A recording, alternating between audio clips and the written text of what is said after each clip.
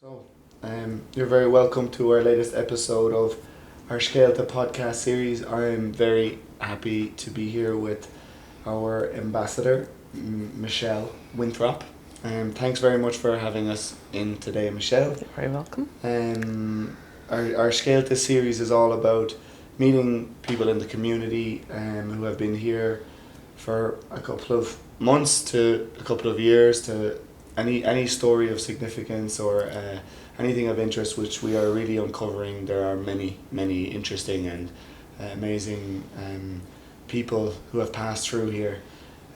So we're very happy to have you on the series, and hopefully we'll get to learn a little bit about yourself and also your journey to get here, and a little bit about what's going on. Yeah, great.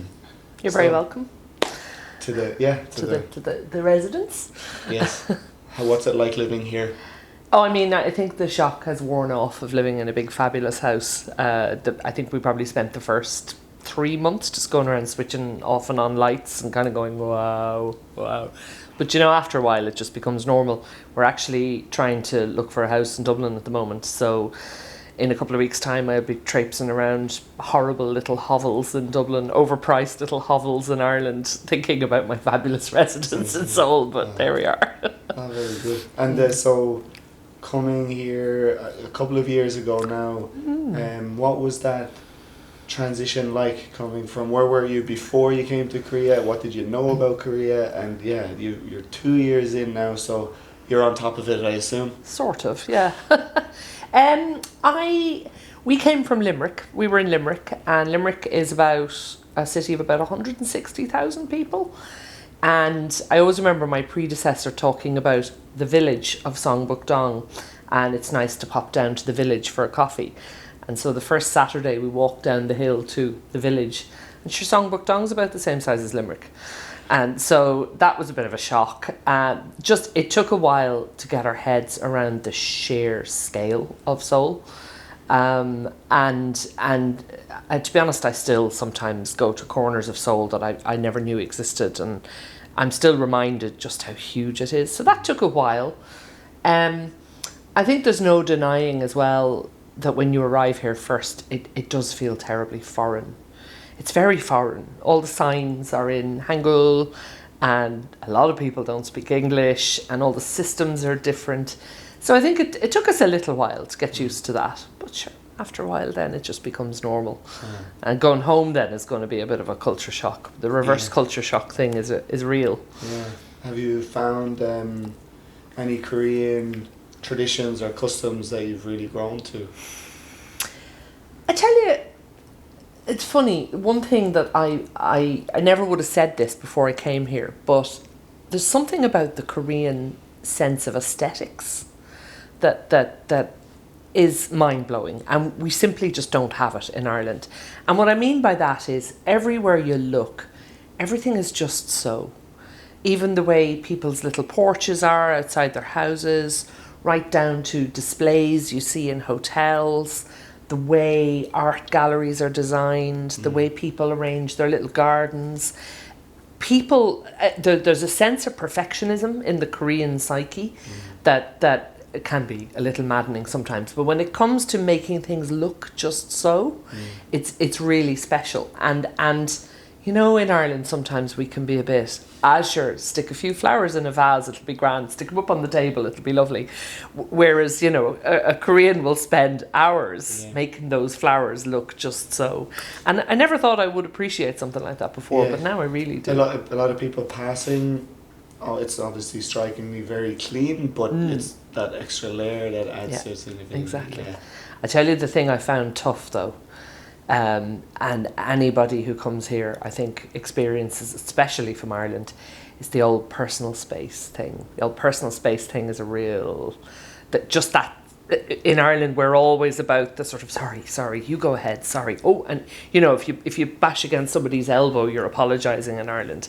Whereas here, it just don't. Yeah. It's just not a thing. And that was a real shock. That took a long time to get used to. Yeah. I have to admit, during COVID, not being able to get out of that environment was very tough, obviously, so a little bit claustrophobic. for sure, because you just can't compare to what we have at home. That's great. And so, I mean, settling in, moving into the new place, how quick was the transition in a work capacity? How has it been? So this is my first job as an ambassador. How does one become an ambassador?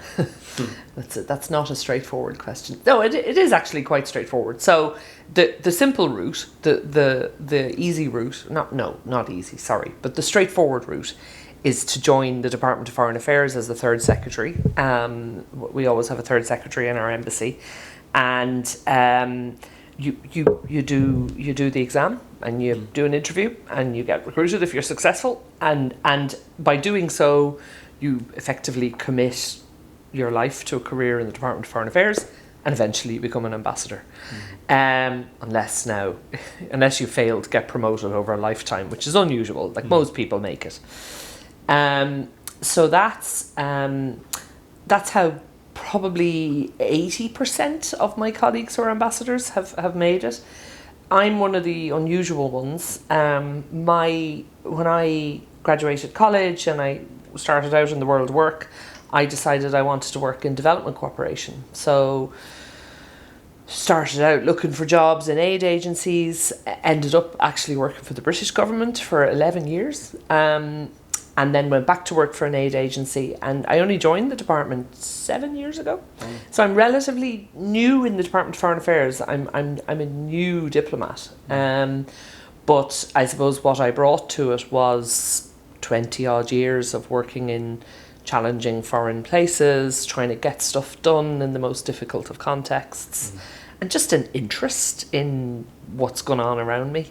So I will admit, my work in Korea, I often look at it through the lens of development. So I'm always asking questions about things like sustainability and gender equality and democratic governance and sustainable growth and all of those kind of irritating questions that nobody wants to hear the answers to. But that's just my instinct. I'm a development head, and so that's how I see it.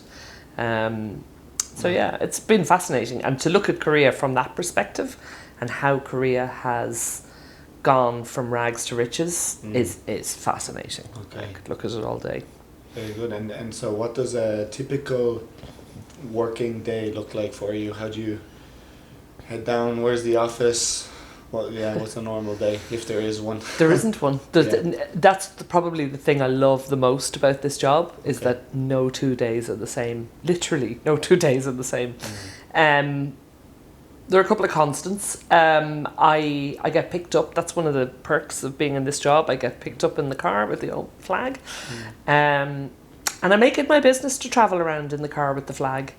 It might seem pompous, but I know that when I'm driving down the road and people are standing at the bus stop or standing waiting for the traffic lights and they see the car going by, they'll be like, what flag is that? Because I do it myself when I see other ambassadors' cars. So it's a way to give visibility to Ireland, right? So I get picked up usually about 7:45 in the morning, and our office, we have a fabulous office. The Chancery is just basically across the road from Gwanghwamun Square. From the Gongbukdong Palace, in fact. So, I mean, it's rare the day that I'm in the office most days. Very, very rare. And I sort of feel like time spent sitting at my desk answering emails from Dublin is sort of time wasted, because I'm supposed to be out there. I'm supposed to be talking to people and networking and so on. So, I mean, the job, I go to a lot of events organised by, say, government, civil society, private sector, chambers of commerce, that kind of thing. It's always good to be visible. It's always good to be present. They remember when you go to things. It's noted and you get invited back, and it's a great way to network. We go to quite a lot of functions of other embassies. We're currently doing a small round of goodbye parties for ambassadors that are leaving.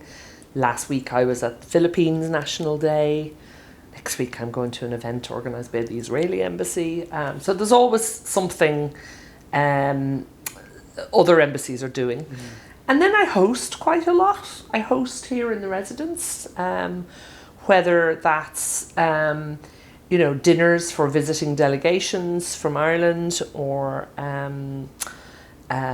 sometimes I just try and bring interesting people together for interesting conversations. I had a group of people here yesterday talking about North Korea for a conversation we couldn't have in a restaurant, put it that way.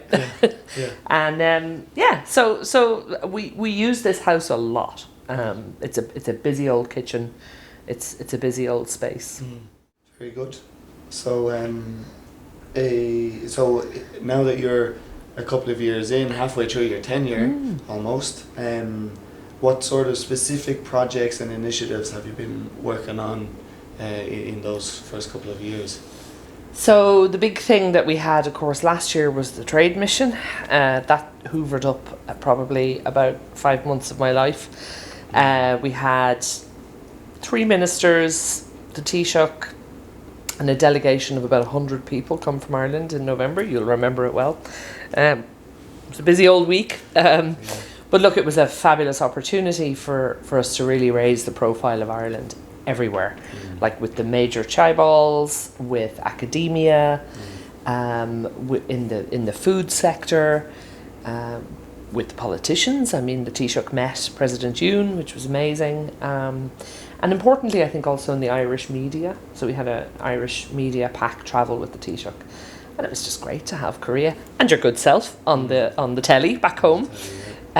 So look, that was a huge project for last year. Just about over it. This year, we've decided to take the opportunity of a slightly quieter year to celebrate one of the community members that we had here in Korea for many, many years, and he's since passed away. I think you might be hoping to do something on him at some point soon, Father Kevin O'Rourke. So he was a Columban missionary who came here in the 60s and basically turned his hand to translation of Korean literature into English and basically became one of Korea's best respected literary figures. So he died during the pandemic, and I think there was a bit of a sense that he slipped behind the curtain unnoticed, So we're going to take an opportunity later this year to celebrate him, to honour his memory a bit. And also we're hoping to have a Irish Literature Festival at the end of October with Seoul City Hall. So yeah, it's all about the literature this year. Yeah. This year's all about the literature. And can you give us a sense of what you have learned about the Irish impact here? So like Father Kevin, and there's success stories that go way back. So how have you felt, and what have you learnt about those people? I mean, that expression, we walk on the shoulders of giants, we stand on the shoulders of giants.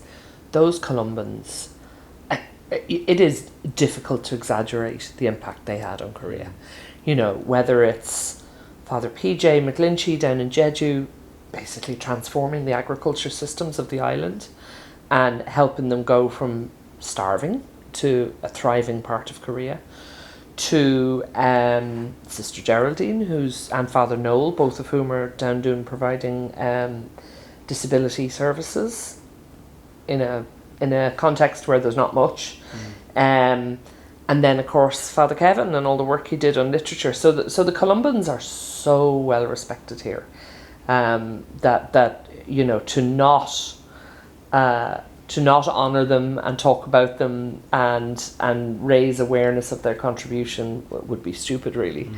I think I'm also very conscious of the of the sort of newer Irish things that are going on. The musicians, the Kiltory crack musicians. I get a lot of leverage out of talking about them. Of course, the GAA, and that soft power that the GAA has, and now that we have 3 thriving clubs, stuff like that. Like there's always something to draw from. The popularity of Flahavans, Do you know? Yeah. Who knew? Yeah. Flahavans is, fun fact, Flahavans is so its biggest export market outside of Ireland is the UK, and its second biggest export market is Korea. Korea, yeah. I mean, amazing. Yeah. Right? And what's the connection with Flahavans here?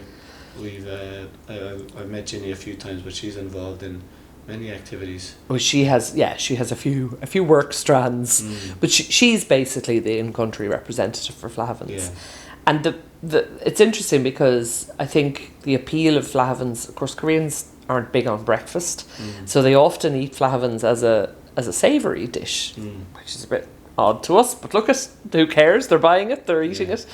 But what's interesting is that what I hear is that Koreans absolutely love the branding of Flahavans, just the way the packaging looks. And to us, there's something really familiar about that. It's like we all grew up looking at that packaging, but Koreans can't get enough of it. Right. Yeah. It's amazing. It's mad. Yeah, I know. So you get these kind of interesting little touch points that you would never have expected. Absolutely, and that's great. yeah. And I suppose it's just it's so valuable to have brands here, because obviously we have a lot of that B2B sort of connection with Korea, and that's growing from strength to strength, but it's still very great to have our Guinness and our Jameson's big brands and Flahavans to jump in on that. Yeah, that is changing though. So actually tomorrow we're having an event here at the residence to try and showcase some Irish, kind of new Irish brands on the market. So in addition to Flahavans, we have Cushendale wool. Soon we'll have Arran wool. Rathbourne's Candles, which is the oldest candle company in the world, out of Dublin. They're here. There's a cosmetics brand called Green Angel, made from the Irish seaweed. They're coming. We have Natterjack whiskey. Soon we're going to have Grace O'Malley whiskey and Glendalough whiskey. So it is gradually growing, I think. And yeah, I mean, all we can do is hope for the best, and it's my job to try and flog as much as I can, to be honest. Right, and I'm very conscious that every time, this is what's the weight of responsibility about this job. Every time I tell somebody the story about Rathbourne's Candles, there's just a chance somebody goes out and buys some Rathbourne's Candles, and that's jobs back home. Yeah, that's jobs in the factory in, I think it's Blanchardstown, back home. So there we are. And so when you're representing us, what do you pride the most, or what makes you most proud of that Irishness? So there's Irish brands, there's those communities, the Clomans, all these wonderful stories and people, but what do you really like about representing Ireland? There's a kind of an authenticity, and I think that's what appeals to Koreans about Ireland. The very rapid growth of the Korean economy and how quickly society has changed. They've gone very quickly to quite a materialistic, shallow kind of space.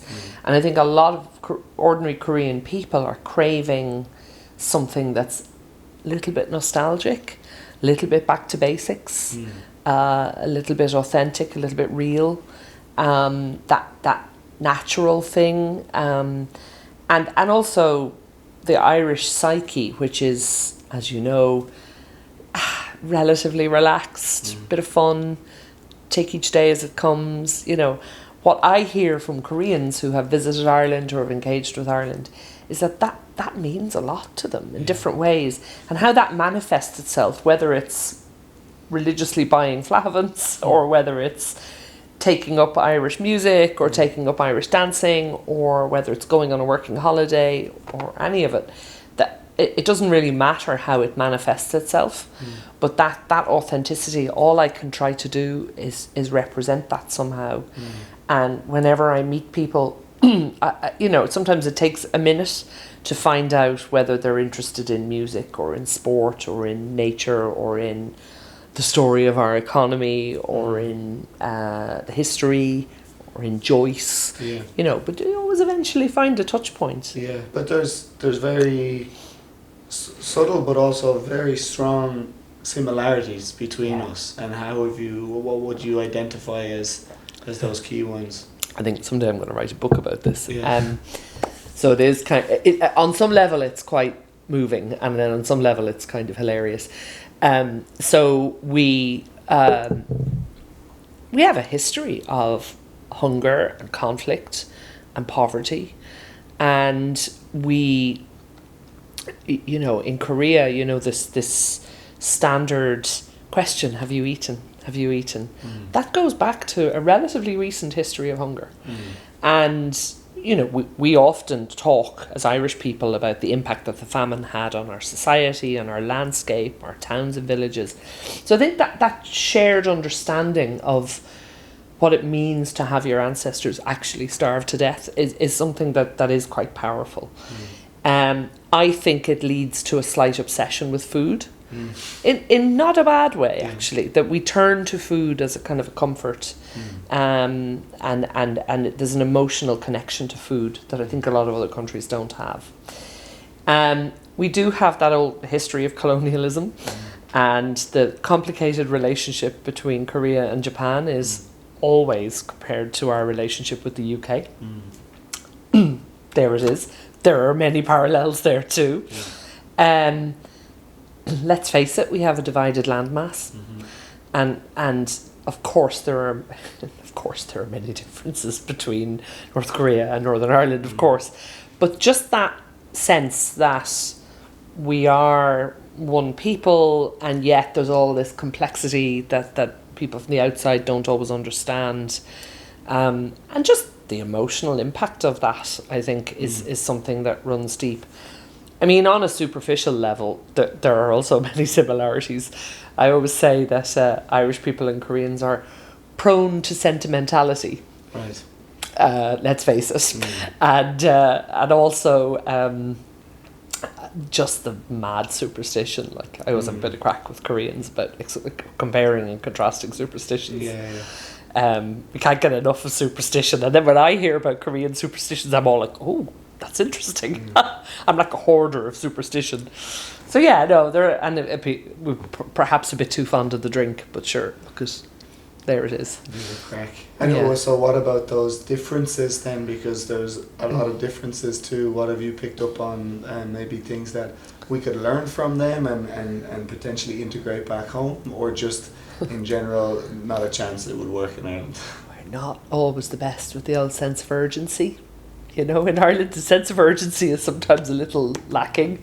And my colleague in Enterprise Ireland often says that he'll make a connection between a Korean business and an Irish business, and the next day the Korean guy is emailing him saying, well, I haven't heard back from Ireland. It's like, yeah, might take a couple of weeks. You know, so the match was on, yes. The match was on, yeah, exactly, yeah. So so we can sometimes be a bit too relaxed, and I think that's to our detriment. I also heard tell of a Korean company investing in Ireland, and there was a senior manager who spent some time, I won't say which company or which entity, but he spent some time anyway in Ireland, and the senior management of the company in Ireland said to him, you know, are there any difficulties you found working with Irish people? And apparently he said, you people never stop talking. You never stop talking. All you do is talk. Yeah. So yeah, I think from the Korean perspective, we can be a little frustrating in that sense, that we never shut up, and then we don't deliver sometimes. So that's, I get that. Now that I'm here, I totally get that. I always laugh at their phone calls. They literally take 10 seconds and they don't even say a word. They make a couple of sound effects, but everyone receives the information and it's done. Whereas here, you'd have to ask about how Granny's leg is doing and how are the cows and what's the crack and how did you pass the Christmas, and I know, exactly, I know. So I think that can be a little maddening. You know, I sometimes think as well, the Korean psyche is always to do what makes sense. and I look around sometimes at life in Seoul, you see things that you just think, why can't we do that? Why can't we do that? Yeah. Like I had this conversation recently with somebody about the sunshades at the traffic lights, and they said, "Oh, but we don't have much sun." Like, yeah, but it never stops raining. Might be nice to have an old. Might blow away though. Might blow away. This is true. Exactly. But yeah, little things like that we're.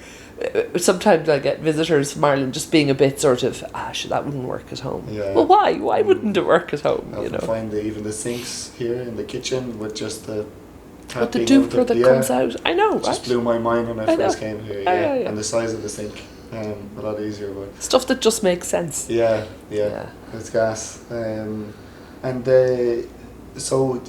If we take a snapshot now. We're in the middle of the year, June. There was quite a lot of activity around Pride. I wanted to ask you a little bit about that.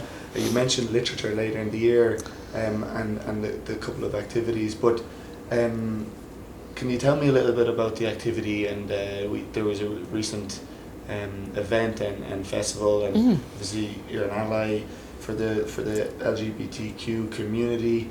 What has that been like here? How important is it for you, and what challenges have you faced in Korea trying to promote the activities?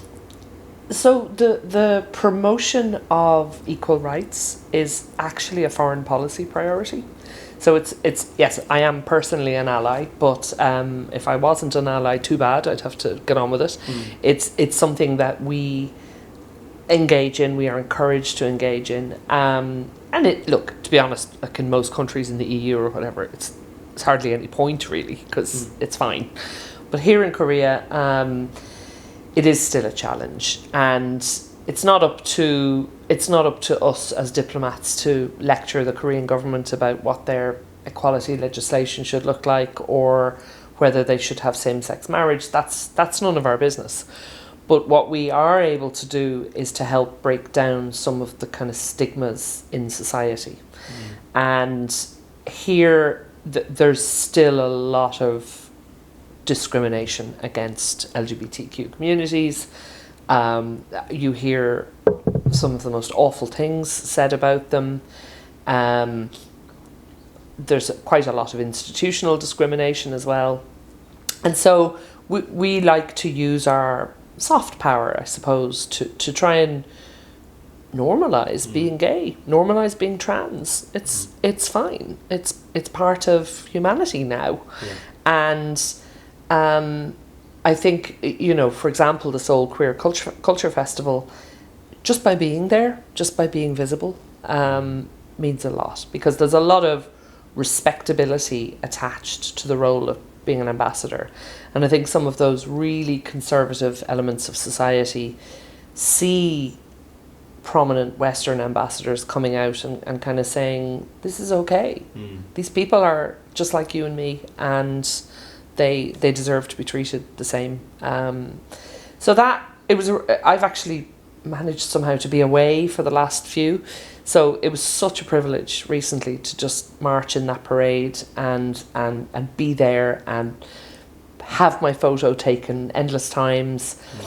There are a lot of Western embassies that are involved in this set of issues.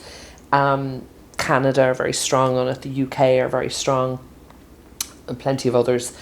But as Ireland, I think we have a bit of a unique story to tell. Our history in this space isn't great, to be honest. We had generations of gay people who just emigrated from Ireland for a long time. And I always say to Koreans when I'm telling that story, I'm not sure if we've ever done the maths, but the brain drain that represented. Young, bright, talented, probably mostly men, who went to London, Berlin, New York, San Francisco, whatever. What the Irish economy might have looked like if they had been able to stay at home, if they had felt able to contribute to the Irish economy. We probably would have had our economic miracle 10 years earlier. So thinking about the economics of it is always really interesting. But I think the LGBTQ community here in Korea is interested in our story because we went relatively quickly from very strong conservatism to a public vote, like that went to the people in a referendum to legitimize same-sex marriage. So that is a powerful story, and I like to try and tell that story wherever I can.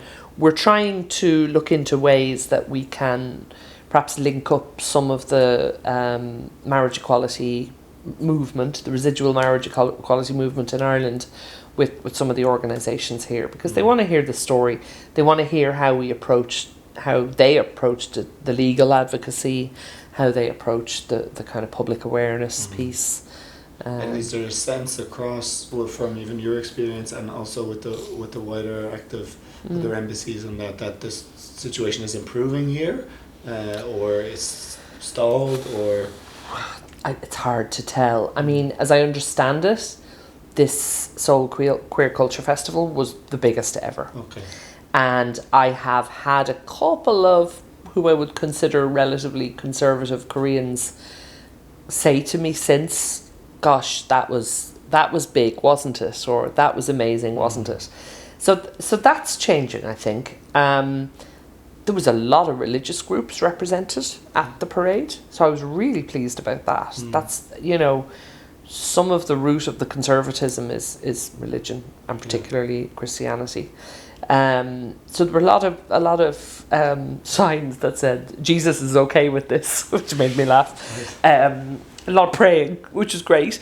And then I think, I don't know, where's the change going to come from? I'm not sure the government is ready to address it.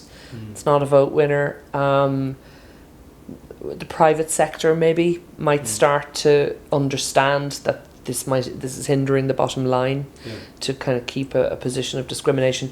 The other thing I am super conscious of, particularly with an Irish frame, I'm a dub, and I know that when it came to the conversations about marriage equality, those conversations were probably 10 years earlier in Dublin, but it's the rural areas where the real rubber hits the road, right? And so we as the embassy are always keen to try to support pride events that are outside of Seoul as much as possible. Right. No point in standing in Hongdae telling everybody, Gra is the law. Sure, everyone agrees with you.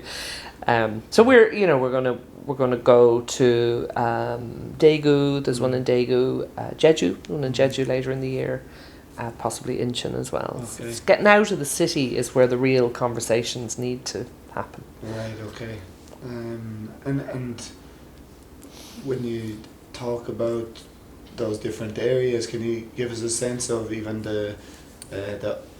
so similarly the Irish community is concentrated in Seoul, but how much of the community specifically can you get access to outside of Seoul? What sort of things have you been able to do? I've been up and down to Jeju a few times with the GAA mostly, but I've got a good sense of the community down in Jeju. I think the community in Jeju is growing as well, partly because of all the international schools down there.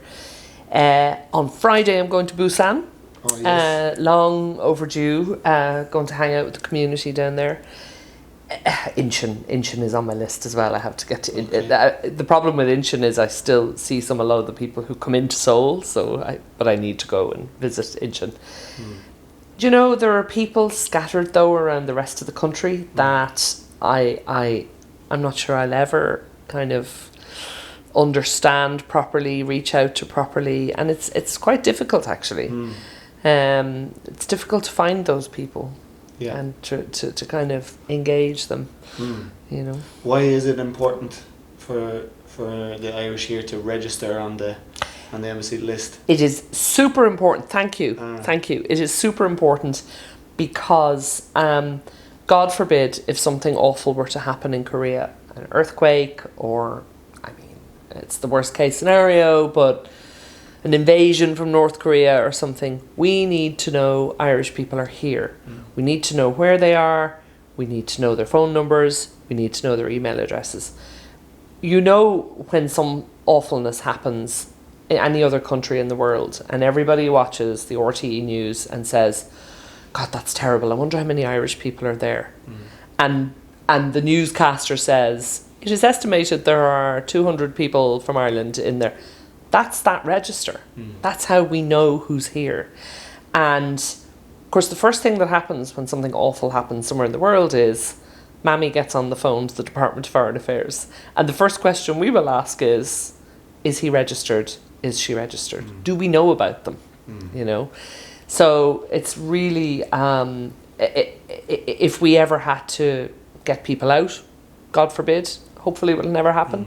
If we ever had to get people out, if we ever had to contact somebody, if something awful happened back home, that's how it works. How do they sign up? And how do they sign up? They go on citizenregister.ie and you just click South Korea and fill in the basic details.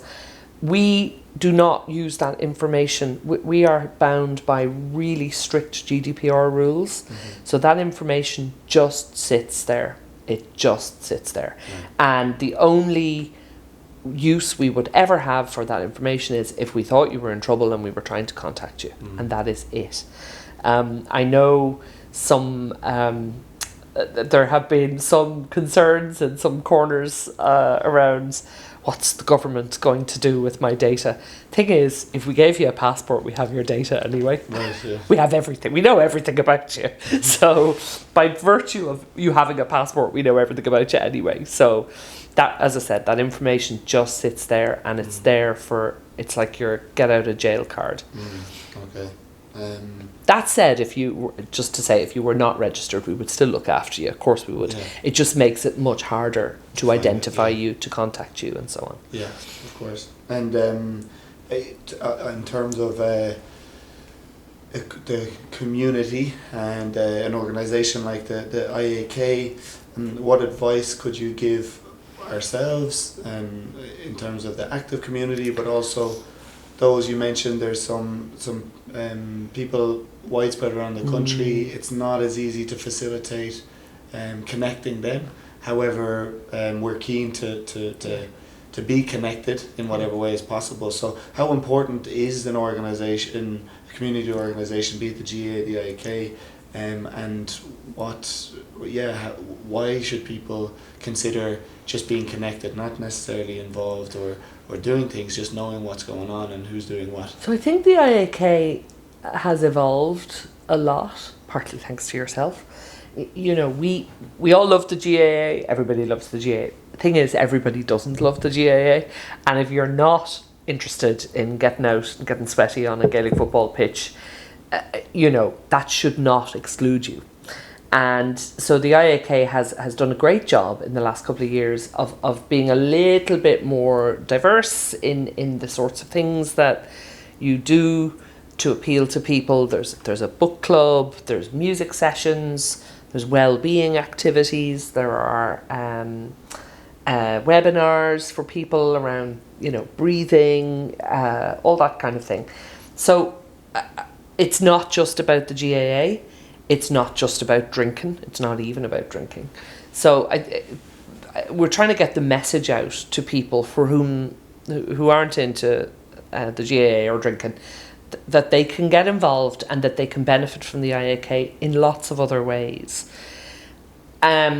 It's also important that the IAK, engagement with the IAK should not be seen as some kind of, you sign up and you have to give 20 hours of a month.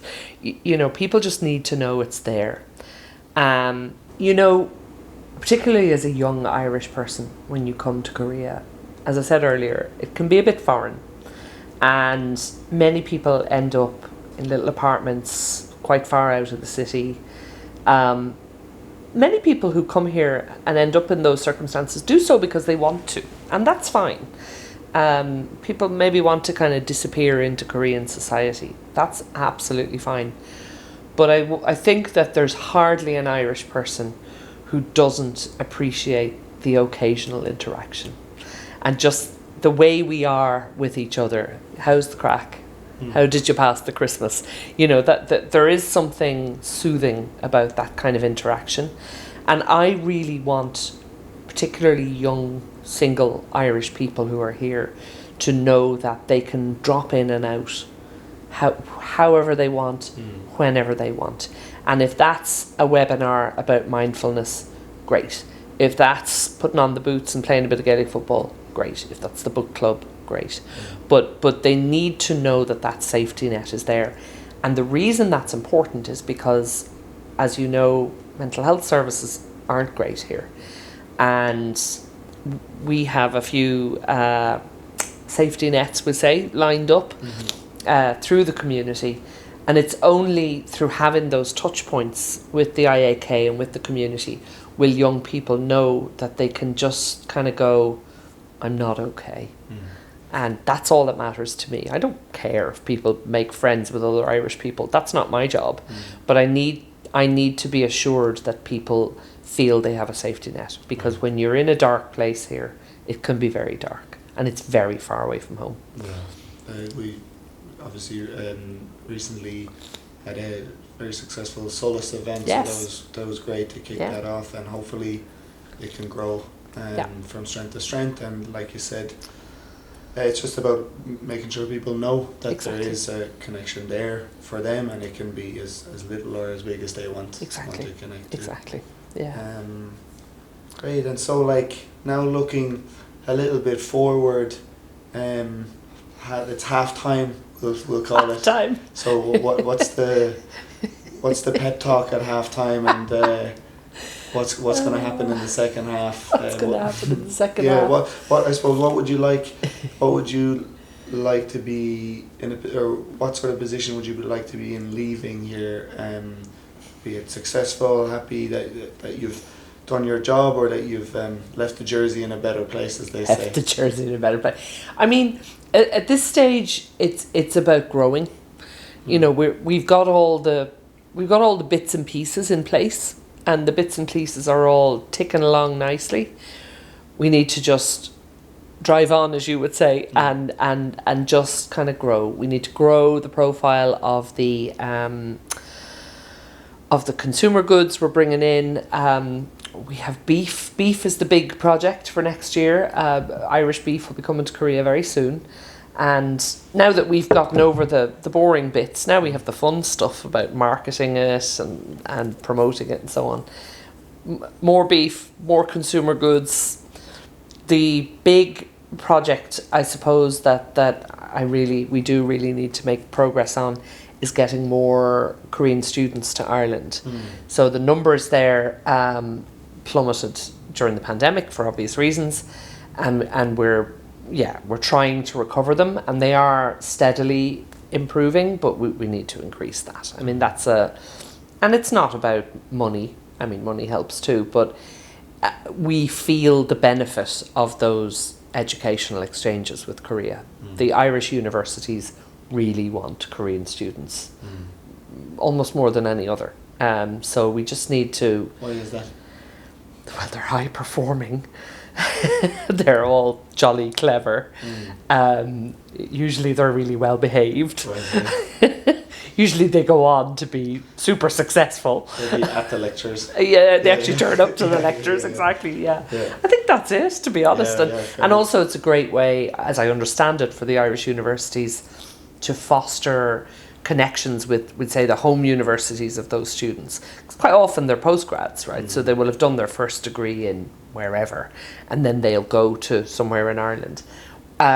We have just got Korea as an associate member of the Horizon Europe research program, and that's a really big deal. Like, that's the EU's research framework.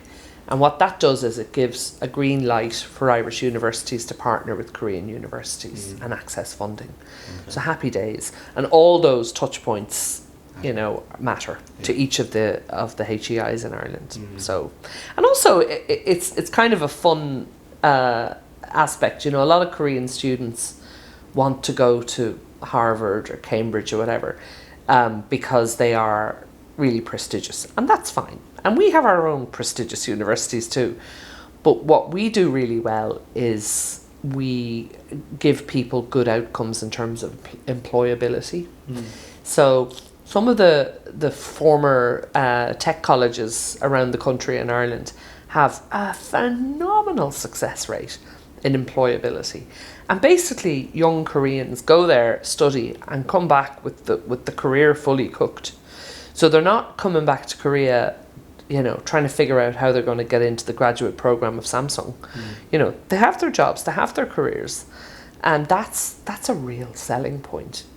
So I'm always keen to try and tell that story and just get more to come to Ireland. Yeah.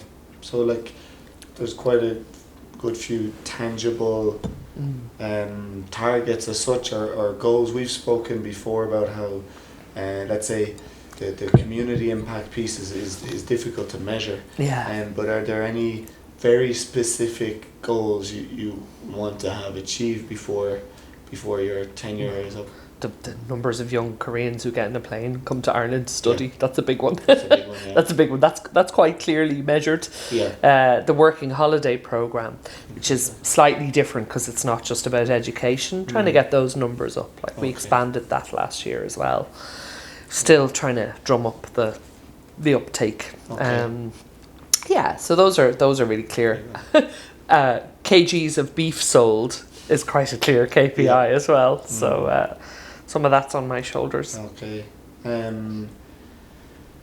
Well, look, we've I suppose had a couple of fun ones to get to know you a little bit. What's been your favourite Korean dish here? We spoke about food earlier and how it's so important, and it's a central part of not only just parts of the day, almost your full day sometimes. So, I mean, you can't beat Korean barbecue, right? Right. Yeah. You can't beat it. Not the biggest fan of the old soups. I know the Korean soups are really important. I love a bit of barbecue. Love a bit of barbecue. Yeah, never goes astray. Yeah. And is there anything you miss a lot about home when you're here, or what are you craving? Are you going back during the summer? What's the first go-to? I can't say a pint of Guinness because the pints of Guinness, the creamy pints here in Korea are fabulous. So I can't say a pint of Guinness. I think it's, I think it's almost the kind of silence and the tranquility of Ireland. Even big old dirty Dublin, there's always a bit of space. I have a dream in my head now about pint of Guinness, packet of Tato, Irish Times crossword, quiet little pub in the afternoon, an hour. That'll do me. That's the medicine. That's the medicine. Yeah. That's the medicine. Yeah. And how have you found Korean, the language? And Do you know, Korean is I'm still plugging away, still doing my lessons a couple of times a week. There are things about Korean I found easier than I expected. So Hangul is fine. Korean grammar is actually okay once you get the hang of it. And so I have no problem. I can form a sentence, no problem. The problem is the vocabulary, which is quite important. The language, I find, knowing the words, is quite important. Vocabulary is hard to absorb. It's hard to just remember the words, and so many of the words sound the same, and we don't have... A fun fact, I'd be interested to know if you know this. I found out that the word for every in Korean is gok. Oh. Same as Irish. Right. I never made that Goklaw. Goklaw, yeah. Yeah. There you go. There you go. Yeah. So that was... I'll never forget that now. Yeah. Okay, yeah. But it's a lot of them to learn, and everyone is goksaram. Right, yeah. And big, different context, and then the pronunciation, of course. Oh, listen, pronunciation's also all right. I don't have a problem with that too, mostly. But man, just learning them words is hard. Anyway. And who will win the All Ireland football? Football Dublin. Okay, easy for you. Yeah. What about the hurling? I think Limerick are going to do it. I think Limerick. Part of me, of course, I have my allegiances to the Cats, and I would love the Cats to win, but they're not going to do it. Okay. Sadly. We'll see. It'll all unfold in the next couple of weeks. So. Exactly. Did you watch the All Irelands here last year? I did. I watched them both. The Crack House was awfully quiet for the hurling. I think there were like 5 of us, 2 of whom stumbled in off the street. and the football was great fun. Mm. We had some Korean friends in, and it was a lot of fun. Yeah. So I will be in Ireland, please God, in Croke Park, for the hurling. Oh, very good.